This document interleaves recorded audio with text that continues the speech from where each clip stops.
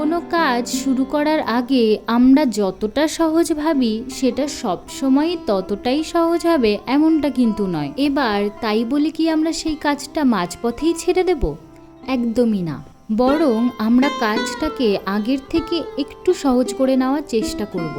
আমার সবসময়ই মনে হয় আমি যদি কোনো কাজ মাঝপথে ছেড়ে দিই তাহলে তার লাস্ট ফিনিশিং লুকটা কেমনটা ওয়েট করছিল সেটা আমি মিস করব। যেমন এই টোট ব্যাগটা, এর আগের ভিডিওতে আমি তোমাদের জানিয়েছি যে কেমনভাবে আমি এই ব্যাগটাকে শুরু করেছিলাম এবং একটু আলাদাই এক্সপেকটেশন ছিল আমার এই ব্যাগটাকে নিয়ে। আমি ভেবেছিলাম এই ব্যাগটায় পেন্টিং করার সাথে সাথে আমি পুরো ব্যাগটাতে একটু একটু করে এমব্রয়ডারি করব। কিন্তু টোট ব্যাগের কাপড় তো হয় এমনিতেই একটু মোটা, তার উপরে আবার এতগুলো কালারের লেয়ার এবং ভার্নিশ দেওয়ার পর সেটা আরও হার্ড হয়ে যায়। এটা যে একটু কঠিন হবে সেটা আমি জানতাম, তাই বলে এতটা সেটা আমি এক্সপেক্ট করিনি। তাই যে সমস্ত জায়গাগুলো সুতো দিয়ে কাজ না করে তুলি দিয়ে করা পসিবল সেগুলোতে আমি আবার পেন্টিং শুরু করলাম। এখানে আমার করুণ অবস্থাটা হয়তো তোমরা বুঝতেই পারছো।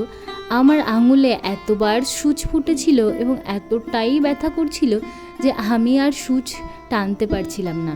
সেই জন্য প্রথমে ব্যান্ডেড এবং তারপরে সেলোটেপ লাগিয়ে আমি কাজগুলো করছিলাম। একটা টাইমে তো আমার মনেই হচ্ছিল যে থাক, আর করব না, আর হচ্ছে না আমার দ্বারা। তাও মনটাকে সাহস জুগিয়ে এই ফুলগুলো অন্তত কমপ্লিট করার চেষ্টা করেছিলাম, নয়তো ব্যাগটাকে পরেই থাকতে হতো বাড়িতে।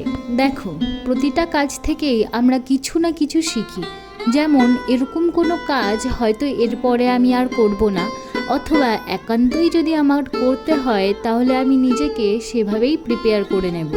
তবে মাঝপথে কোনো কাজ ছেড়ে দেওয়া কোনো সলিউশন নয়। তোমরাই বলো, আমি যদি কাজটা তখনই ছেড়ে দিতাম তাহলে এত সুন্দর লুকটা কি আর আমি দেখতে পেতাম? জিনিসটাকে ফোনের ক্যামেরায় যেমনটা না লাগছে, সামনে থেকে আরো অনেক গুণ বেশি সুন্দর লাগছে দেখতে। একটু কষ্ট করে হলেও কাজটাকে শেষ করে আমি তো স্যাটিসফাইড।